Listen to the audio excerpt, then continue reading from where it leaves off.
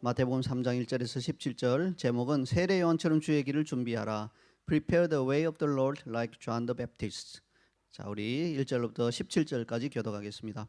그때 세례 요한이 이르러 유대 광야에서 전파하여 말하되 회개하라 천국이 가까이 왔느니라 하였으니 그는 선지자 이사야를 통하여 말씀하신 자라. 일러스되 광야에 외치는 자의 소리가 있어 이르되 너희는 주의 길을 준비하라. 그가 오실 길을 곧게 하라 하였느니라. 이 요한은 낙타토롯을 입고 허리에 가죽띠를 띠고 음식은 메뚜기와 석청이었더라.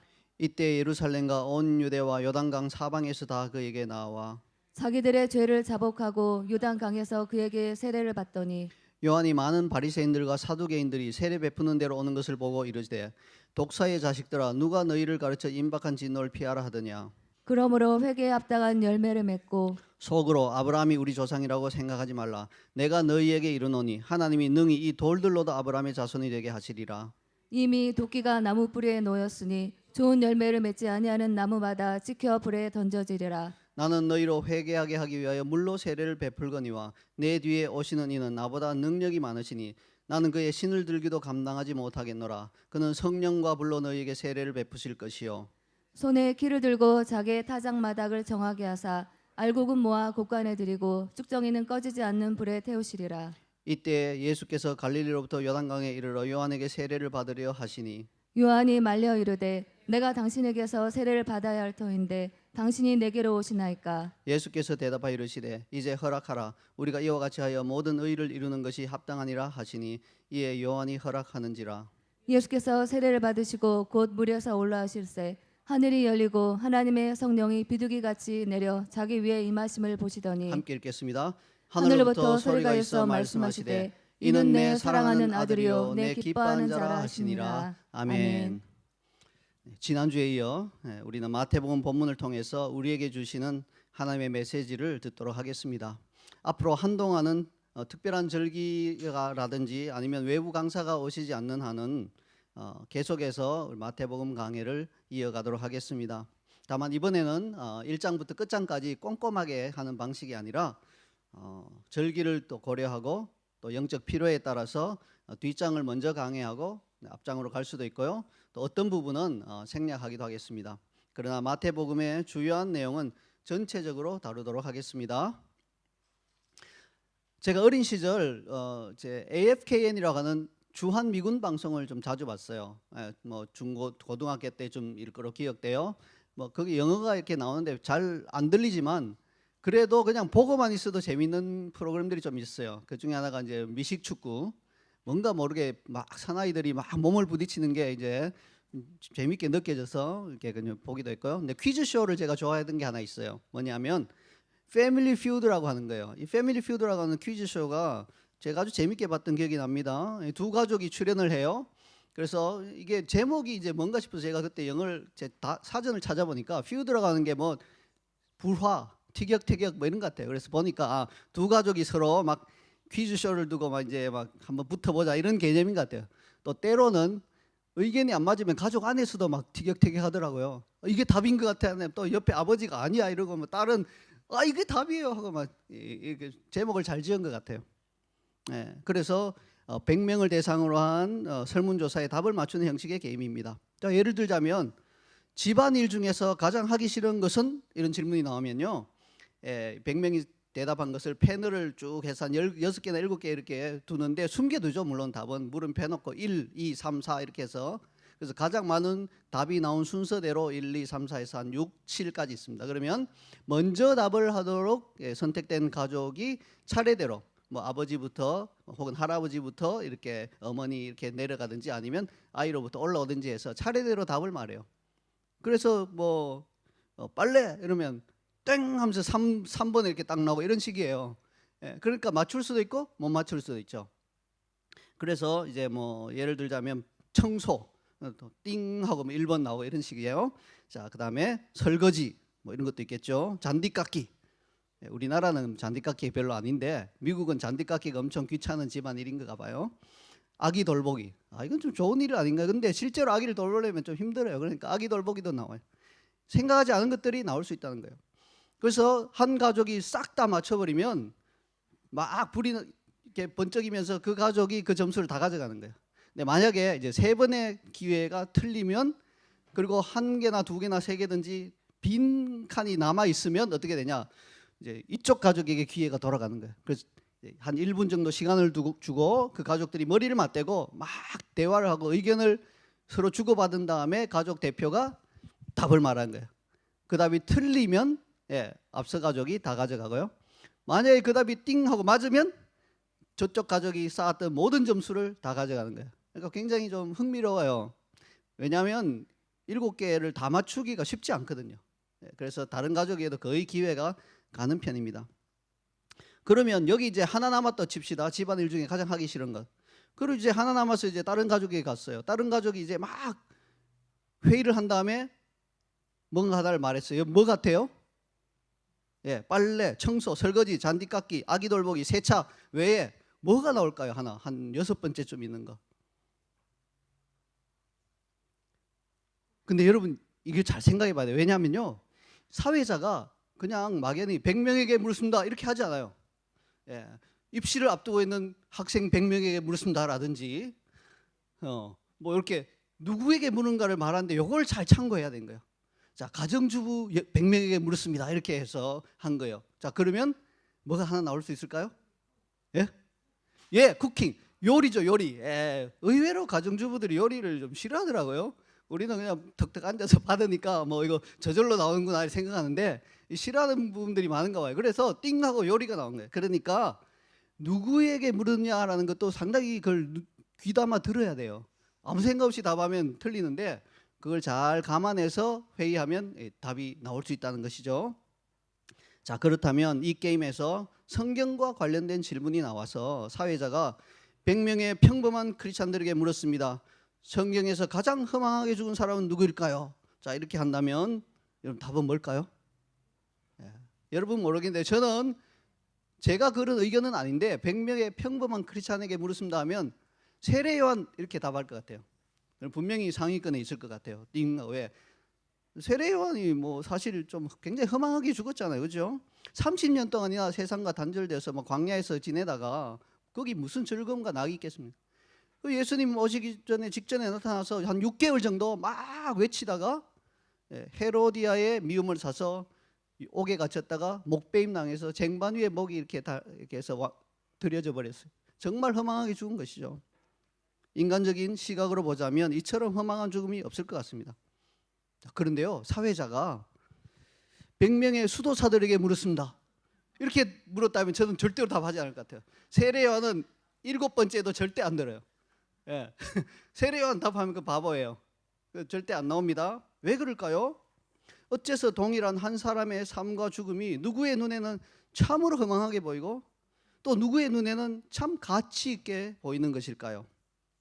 이 질문에는 다양한 각도의 답이 있을 수 있겠지만 저는 본문 3절이 아주 훌륭한 답을 준다고 생각합니다. 3절을 함께 읽겠습니다. 그는 선지자 이사야를 통하여 말씀하신 자라. 일러스되 광야에 외치는 자의 소리가 있어 이르되 너희는 주의 길을 준비하라. 그가 오실 길을 곱게 하라 하였느니라. 네, 그렇습니다. 세례 요한의 삶이 참 가치 있었던 이유는 그가 주의 길을 준비하는 사명자의 삶을 살았기 때문에, 그가 어디서 살았느냐, 어떻게 살았느냐, 어떻게 죽었느냐가 중요한 게 아니라 성경이 중요하다고 생각하는 것은 그가 주의 길을 준비하는 사명자로서 살았다는 것, 이게 이제 가장 중요한 것이죠. 그러므로 그의 비참한 죽음까지도 오히려 그의 사명을 완전히 더 빛나게 해주는, 한자어로 하자면 활용점정과 같은 그러한 죽음이었다는 것입니다. 그래서 귀하게 본다는 것입니다. 그는 주의 길을 준비하는 사명을 잘 마치고 순교자로 이 땅을 떠났습니다. 주의 길을 준비하는 사역, 이것이 그의 삶을 참 고귀하게 만들었습니다. 세례 요한은요, 인간적으로 보자면 비참한 삶이었지만 영적 시각으로 보자면 웅장한 방식으로 선지자 이사야의 예언을 성취하는 삶을 살았습니다. 그러면 우리의 삶은 어때야 할까요? 우리의 삶이 어떠할 때 우리의 삶도 웅장한 삶이 되고 사명을 완수하는 삶이 될 수 있을까요? 어렵지 않습니다. 우리에겐 본이 있죠. 완벽한 모범이 있습니다. 세례 요한의 삶입니다. 그래서 우리가 요한이 살았던 것처럼 바로 그 방식으로 살면 그 일을 성취할 수 있습니다.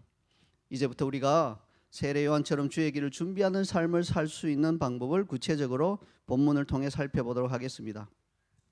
먼저 주의 길을 준비하는 삶을 사는 첫 번째 방법은 사람들이 부러워하는 것이 아니라 감동하는 방식으로 사는 것입니다. 본문 1절과 4절을 함께 읽겠습니다. 그때 세례 요한이 이르러 유대 광야에서 전파하여 말하되 이 요한은 낙타토롯을 입고 허리에 가죽띠를 띠고 음식은 메뚜기와 석청이었더라. 자, 이 짧은 두 구절은 세례 요한의 의식주에 대해서 말하고 있습니다. 세례 요한이 거처하는 곳은 유대 광야였다고 합니다. 그리고 그의 옷은 낙타트롯이었고요. 그의 음식은 메뚜기와 석청이었다고 합니다. 세례 요한의 의식주에 있어서 공통점은 뭘까요? 유대 광야, 낙타트롯, 메뚜기와 석청. 별로 뭐 공통점이 없는 것 같지만 공통점이 있어요. 뭔가요? 세 가지 모두 초라하고 보잘것없음의 상징이라는 것입니다. 세례 요한이 거처했던 유대 광야는 뭐 말할 나위도 없이 사람이 살기에는 아주 힘든 환경입니다. 낮에는 내려지는 태양볕에 더위에 시달리겠죠. 밤에는 추위에 시달려야 합니다. 의외로 광야가 추워요. 햇볕만 딱 사라지고 밤이 되면요, 굉장히 영하로 내려가지는 않지만 사람의 몸이 꼭 영하여야 춥나요? 예, 더위에 시달리다가 밤에 한 10도 뭐 이렇게 12도 이렇게 되면 엄청 춥게 느껴지는 겁니다. 보이는 것은 황량한 돌뿐이며 풀과 나무도 변변히 자라지 못합니다. 물도 잘 없어요. 이런 곳에서 살라고 한다면 보통 사람들은 단 하루도 견디기 힘들어할 것입니다. 그러므로 유대 광야, 그의 주거지 환경은 참 열악한 곳이었습니다. 비천한 곳이었습니다. 자, 그리고 세례 요한이 입었던 낙타트롯, 데이빗 낙타트롯 좋아 보여? 듣기에 이거 뭐 털 가지고 이거 좋겠네. 그렇게 생각하기 쉬운데 여러분, 우리가 지금 생각하는 건 가죽 옷이 아니에요. 그냥 낙타가 죽은 거 가죽을 벗겨서 걸치고 있는 거예요. 이게 뭐 무슨 옷이에요? 사실 옷도 아니죠. 잘 봐줘야 낙타털이라고 하는, 보통은 옷감으로 전혀 사용하지 않는 뻣뻣한 털을 뽑아서 대충 만든 야생의 옷 같은, 마치 산적 두목도 아니고 산적 저 밑에 이제 쫄개들이 입는 그런 옷 같은 비참한 옷인 것입니다. 그 비천한 낮은 옷이에요. 아주 야생적인 의상이었을 겁니다. 그러니까 의식 고급스럽다 이런 말을 할 수 없죠. 실제로 예수님께서 누가복음 7장 25절에서 세례 요한의 옷에 관해 언급하셨어요. 그러면서 그의 옷과 완전히 반대되는 옷이 부드럽고 화려한 옷, 왕궁에 사는 사람들이 입는 사치스러운 옷이라고 말씀하셨습니다. 그러니까 예수님도 세례 요한의 옷은 정말 보잘것없는 비천한 옷이다라는 것을 인정하신 것입니다. 자, 끝으로 세례 요한이 먹었던 음식은 메뚜기와 석청이었습니다. 근데 또 우리가 이걸 가지고 또 오해를 해요. 메뚜기 이거 고급스러운 단백질원이고 술안주잖아. 메뚜기 비싸요. 저도 어렸을 때 메뚜기 많이 먹었어요. 예, 지금은 먹으라니까 약간 꺼림직한데 어렸을 때는 뭣도 모르고 메뚜기도 먹고 심지어 그 번데기도 먹고 막 그랬어요. 지금은 좀 징그럽다고 느껴지는데, 근데 메뚜기와 석청은 우리가 생각하는 건 고급스러운 음식이 아니었습니다. 석청은 고급스러운 꿀이 아니었다는 겁니다.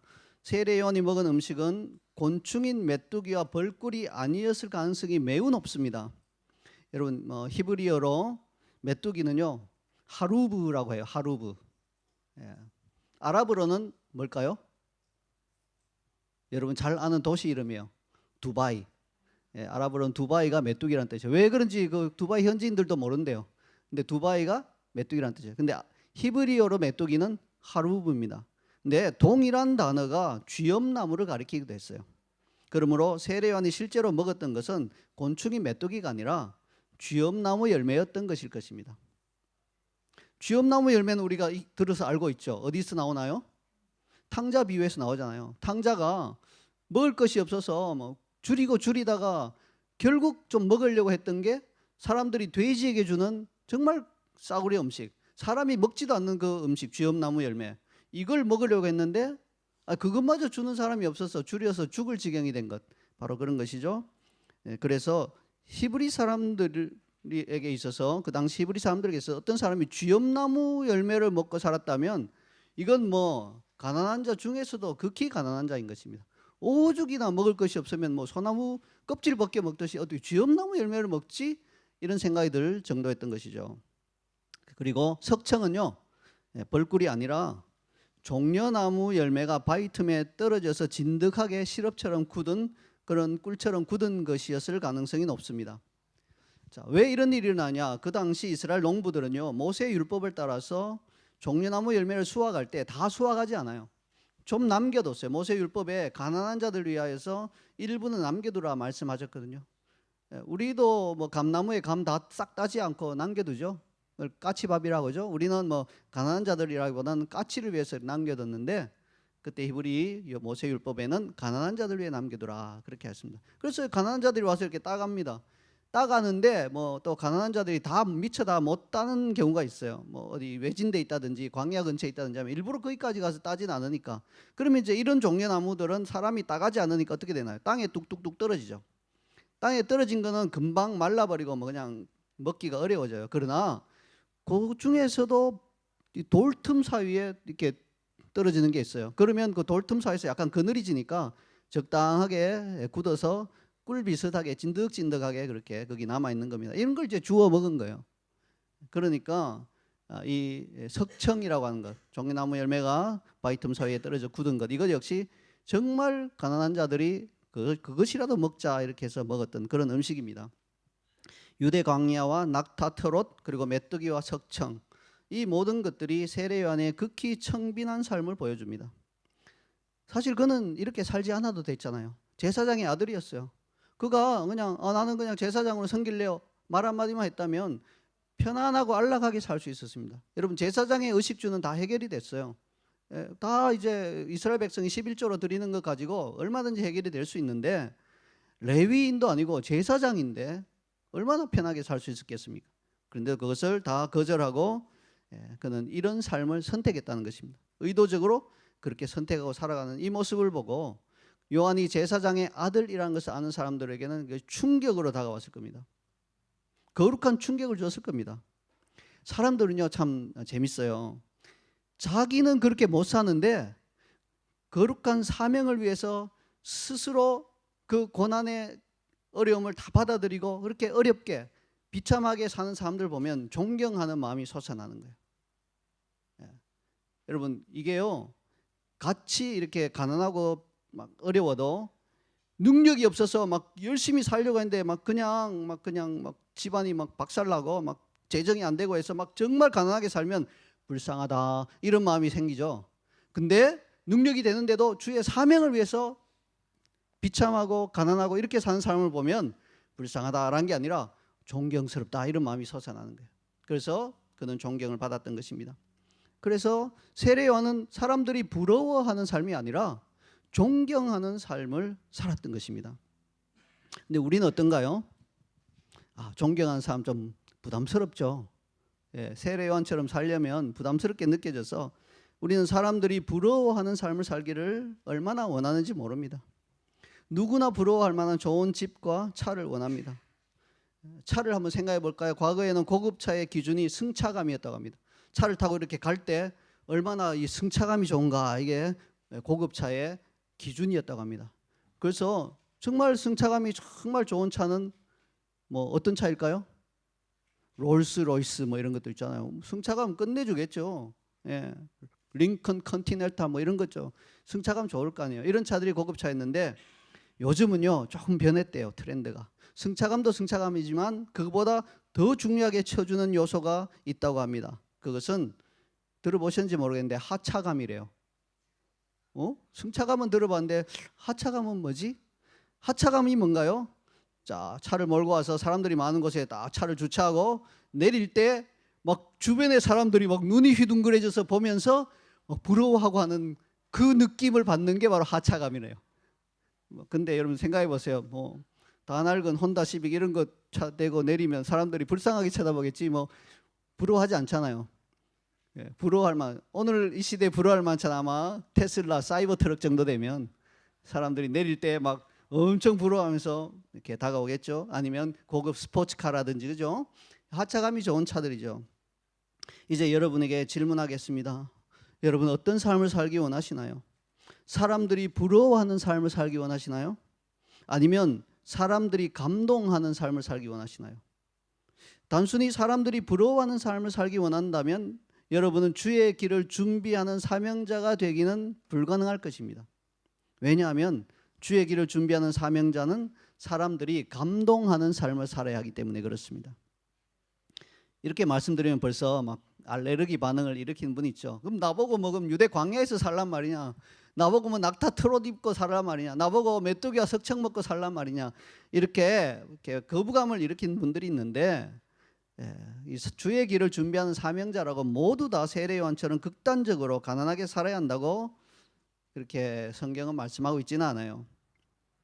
그렇게 극단적인 청비남으로 살라는 말은 아니에요. 물론 그렇게 살라고 부르심 받은 사람도 오늘날에도 있어요. 그러나 모두 다 그렇게 살라고 부르심 받은 것은 아니라는 말입니다. 근데 다만 사람들이 부러워하는 삶을 추구할 것이 아니라 하나님께서 여러분에게 맡겨주신 주의 길을 예비하는 사명을 가장 잘 감당할 수 있는 그런 방식으로 살아가라는 뜻입니다. 만약 여러분이 큰 사업체를 가지고 있는 CEO라면 세례 요한처럼 가난하게 살기는 어렵겠지요. 왜냐하면 사업상 사람들 만나서 대화도 하고 해야 되는데 그 사업으로 대화하는 자리에 낙타 트롯 입고 나타나면 이 사람 신뢰할 만한 사람이 아니다. 이게 뭐 이상하다 하고 거래가 안 될 테니까 그 격식에 맞도록은 살아줘야 되겠다. 차도 뭐 다 찌그러져가는 차 몰고 털털거리고 와서 뭐 매뉴얼로 이게 삑 끝도 안 돼서 잠깐 기다려 보십시오 하면서 막 열쇠로 잠그고 있으면 이 사람하고 사업해도 되겠나 하는 생각이 드니까 그건 안 되겠죠. 격에 맞는 삶을 살아야 되겠죠. 근데 지금 뭘 말씀하는 겁니까? 마음이, 여러분의 삶을 향한 자세와 태도가 세례 요한의 그것이 되어야 한다는 겁니다. 뭡니까? 여러분이 가진 모든 것이 주께로부터 왔다는 것을 인정하고 주님이 쓰시겠다면 기꺼이 기쁜 마음으로 내어드릴 수 있는 그런 삶을 살아야 할 것입니다. 그와 같은 삶이 사람들을 감동시키는 거죠.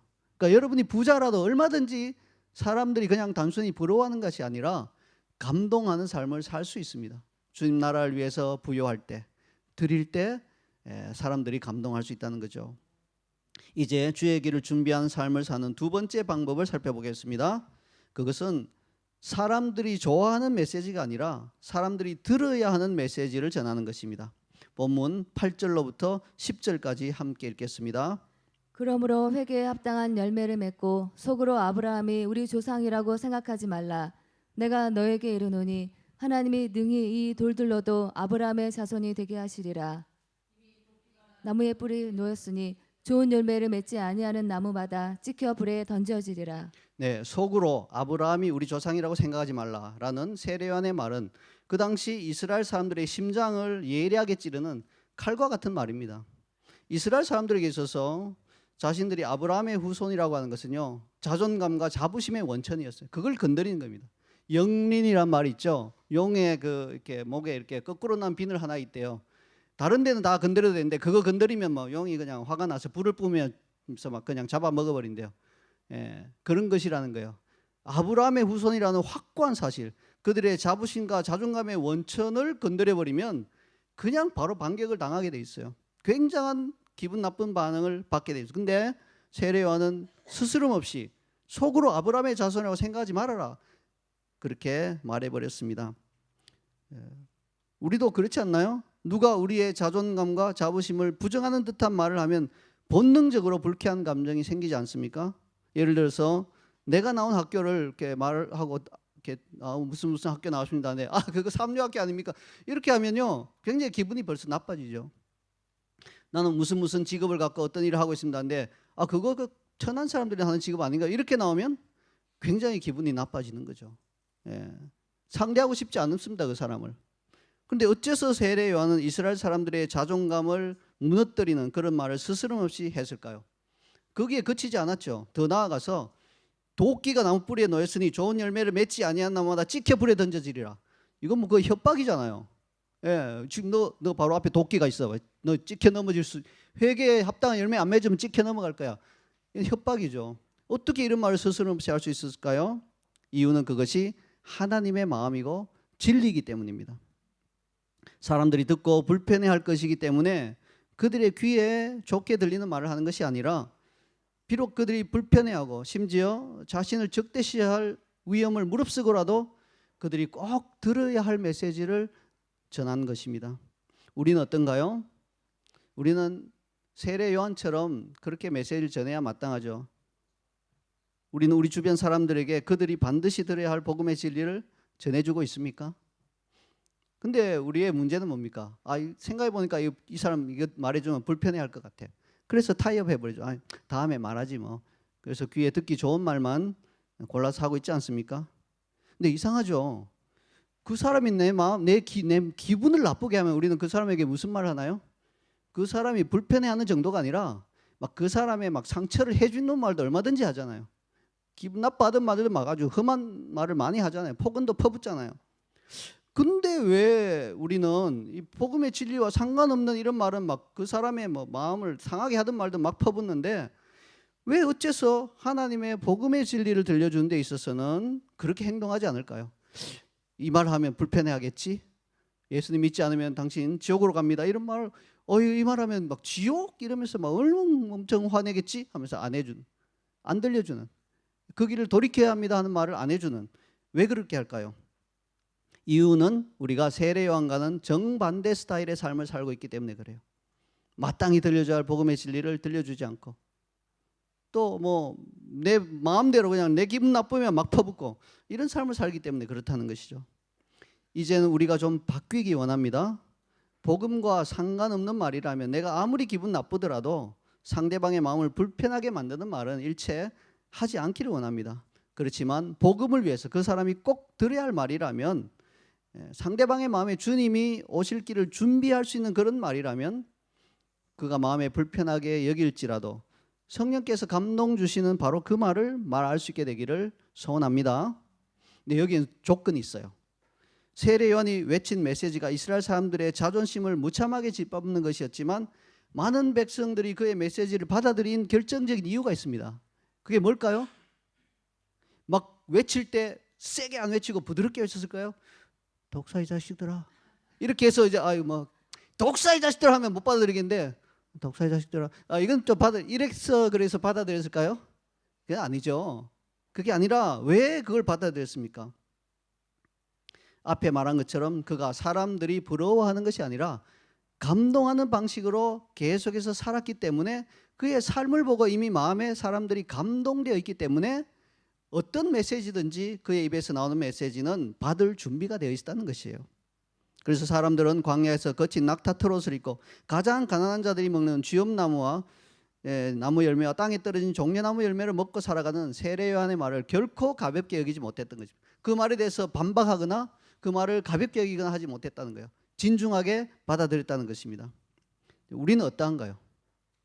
우리가 아무리 선한 마음으로 주의 길을 준비하기 위해 사람들의 마음을 찌르는 메시지를 전할지라도 우리의 삶의 방식이 요한이 살았던 삶의 방식과 정반대라면, 사람들이 부러워하는 삶만 추구하는 그런 삶을 살고 있다면 어떻게 됩니까? 그 사람들은 너나 잘하세요 이렇게 나올 거예요, 당장. 그리고 우리의 말을 기분 나빠하면서 적대시하고 다시는 안 만나려고 할 거예요. 말하려고 하면 귀를 막아버릴 거예요. 이게 우리의 문제라는 것입니다. 우리는요, 결코 이런 부분을 가볍게 여겨서는 안 됩니다. 내가 하나님 나라의 방식으로 살지 않으면서 다른 이들에게 그렇게 살라고 강요해서는 안 됩니다. 바로 이런 이유로 인해 다음 세대 우리 자녀들이 우리 말을 귓등으로도 듣지 않는 것이 아닌가 싶습니다. 부모 세대인 우리 모두가 반성해야 합니다. 이제 마지막으로 주의 길을 준비하는 삶을 사는 세 번째 방법을 살펴보겠습니다. 그것은 사람들이 자신을 주목하게 하는 것이 아니라 주님을 주목하게 하는 겸손한 태도를 지니는 것입니다. 본문 11절과 12절을 함께 읽겠습니다. 나는 너희로 회개하게 하기 위하여 물로 세례를 베풀거니와 내 뒤에 오시는 이는 나보다 능력이 많으시니 나는 그의 신을 들기도 감당하지 못하겠노라. 그는 성령과 불로 너에게 세례를 베푸실 것이요 손에 키를 들고 자기의 타작 마당을 정하게 하사 알곡은 모아 곡간에 들이고 쭉정이는 꺼지지 않는 불에 태우시리라. 네, 과거에 부흥사들이 단골로 사용하던 소재가 있습니다. 제가 재밌게 들어서 지금도 기억해요. 예루살렘의 왕으로 입성하시는 예수님을 태운 나귀 새끼에 관한 그런 이야기입니다. 자, 그 나귀 새끼 입장에서 생각해 보세요. 어느 날 갑자기 끌려왔어요. 한 번도 사람을 태운 적이 없는데 막 묵직한 누군가가 날 등을 탔어요. 그리고 이제 가자 하면서 이제 뒤에서 떠밀어서 이제 예루살렘 성으로 입성하게 되었어요. 근데 가보니까요, 이게 사람들이 종려나무 가지를 꺾다가 막 호산나 호산나 하면서 막 찬양을 하고 하니까 눈이 휘둥그레졌죠. 그래서 이걸 나를 향한 환호와 박수갈채 아닌가 하는 착각이 들어와 버렸어요. 자, 그래서 나귀가 어떻게 했습니까? 신이 났어요. 그래서 막 자기도 모르게 힝 하면서 막 앞발 두 발 들어서 막 이렇게 막 이제 인사를 한 거예요. 답례를 해야 되잖아요. 환호하면 왕들이 자기에게 환호하면 막 이렇게 하잖아요. 막 이렇게 환호하는 그 답례를 해야 되기 때문에 힝 하고 앞발을 들어서 막 답례를 하니까 어떻게 됩니까? 정작 등 위에 있던 예수님은 굴러 떨어졌대요. 왕이신 예수님은 땅바닥에 처박혀 버렸던 거예요. 그게 부흥사들이 자주 그런 예를 드시던데요. 우리 자신은 언제나 낮고 천한 나귀 새끼이며 우리 사역으로 인해서 만약에 사람들이 환호한다면 이는 오직 우리를 통해 역사하시는 주님 때문이라는 사실을 한시도 잊지 말아야 합니다. 그렇지 않으면 교만이라는 원수의 덫에 우리가 덜컥 걸리게 되는 것입니다. 그러면 예수님은 내동댕이 쳐지고 내 인생에서 예수님은 사라져버리는 거예요. 나만 그냥 환호를 받는데 예수님이 내동댕이 쳐지는 순간 모든 사람들의 환호가 나를 노려보게 될 거죠. 이제는 너 때문에 지금 왕이신 예수님이 지금 땅에 처박혀 있어. 너 돌았냐? 이렇게 이제 순식간에 바뀌는 겁니다. 우리가 그런 원수의 덫에 빠지지 않아야 하는 것입니다. 이런 원리를 너무 잘 알았던 세례 요한은 자신이 예수님의 신을 들기도 감당하지 못하겠다는 말을 했습니다. 어떤 데 보면 신발끈을 풀기도 감당하지 못하겠다. 같은 의미예요. 요한은 왜 이런 표현을 썼을까요?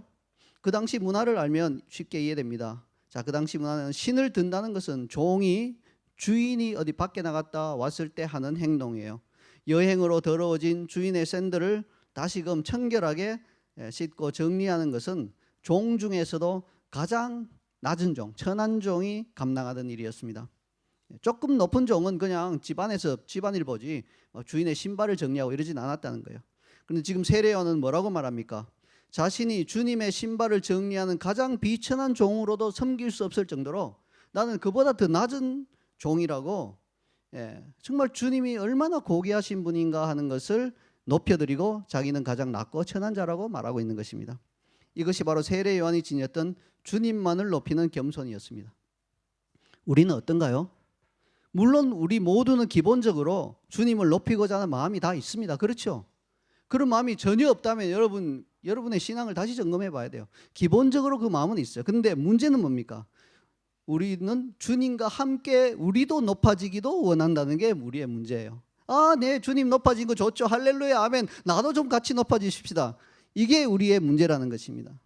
그러므로 우리는 인간의 몸이 되어서 가장 낮고 천한 구유로 오신 예수 그리스도의 성육신을 기념하는 이 시즌에 우리의 이 타락하고 좀 높아진 마음, 이것을 좀 낮춰줄 수 있는 성육신 은혜, 그 중에서 특별히 할례 은혜가 우리에게 필요한 거예요. 잘라내야 됩니다. 이런 굳은 마음, 이 딱딱한 마음을 잘라내야 돼요. 우리 주님만이 높아지시기를 원하는 그 부드러운 마음이 우리에게 있어야 한다는 것입니다. 그와 같은 은혜를 간구해야 합니다. 그러할 때 우리는 세례 요한과 같은 주의 길을 준비하는 사명을 이루는 삶을 살 수 있습니다. 이상으로 주의 길을 준비하는 삶의 방식 3가지를 살펴보았습니다. 이 셋 중에 어느 것 하나라도 소홀히 할 수 없습니다. 셋 중에 하나 혹은 2가지만 있다면 우리의 메시지는 은혜로 전달되지 않을 것입니다. 그러면 결과적으로 우리는 주의 길을 준비하는 사명을 감당하기에는 아주 부족할 수밖에 없게 됩니다. 3가지 다 갖추어질 때 우리는 주의 길을 준비하는 사명자의 삶을 살 수 있습니다. 세례 요한을 다시 한번 보십시다. 그는 이 3가지 삶의 방식을 온전히 갖추었습니다. 우리는 이만큼 갖추지는 못하겠지만 세례 요한은 온전히 갖추었어요. 그랬기에 주의 길을 준비하는 사명을 훌륭하게 감당할 수 있었습니다. 자, 그는 예수님의 본격적인 공생의 사역의 시작이라고 할 수 있는 요단강에서 세례를 베푸는 일에 그곳에서 바로 주님과 함께 마치 주인공처럼 주님을 섬길 수 있었습니다. 피조물이 창조주의 머리에 손을 얹는 놀라운 사건입니다. 이 얼마나 놀라운 영예입니까? 우리가 낮추면 주님이 높여주시는 거예요. 여러분, 그 원리를 잊지 마세요. 이 내용에 관해 우리에게 전해주는 구절인 13절부터 17절까지 다소 길지만 말씀을 함께 읽음으로써 오늘 메시지의 결론과 마무리를 짓도록 하겠습니다. 다 함께 읽겠습니다. 이때 예수께서 갈릴리로부터 요단강에 이르러 요한에게 세례를 받으려 하시니 요한이 말려 이르되 내가 당신에게서 세례를 받아야 할 터인데 당신이 내게로 오시나이까. 예수께서 대답하여 이르시되 이제 허락하라. 우리가 이와 같이 하여 모든 의를 이루는 것이 합당하니라 하시니 이에 요한이 허락하는지라. 예수께서 세례를 받으시고 곧 물에서 올라오실새 하늘이 열리고 하나님의 성령이 비둘기같이 내려 자기 위에 임하심을 보시더니 하늘로부터 소리가 있어 말씀하시되 이는 내 사랑하는 아들이요 내 기뻐하는 자라 하시니라. 아멘. 초림의 예수님을 위해 주의 길을 준비한 세례요한처럼 우리 자이언 CC의 모든 성도들이 재림의 예수님을 위해 주의 길을 준비하는 사명을 온전히 감당할 수 있게 되기를 간절히 소원합니다. 아멘. 네, 오늘 들으신 말씀을 제가 요약해서 적어놨는데요. 이 말씀을 여러분 좀 눈으로 보시면서 읽으시면서 이 말씀을 붙들고 감동되는 대로 여러분 기도하심으로 여러분 속사람 안으로 깊이 들어갈 수 있도록 우리 함께 한번 결단하며 기도하며 나가는 시간을 가지도록 하겠습니다. 우리 함께 기도하겠습니다.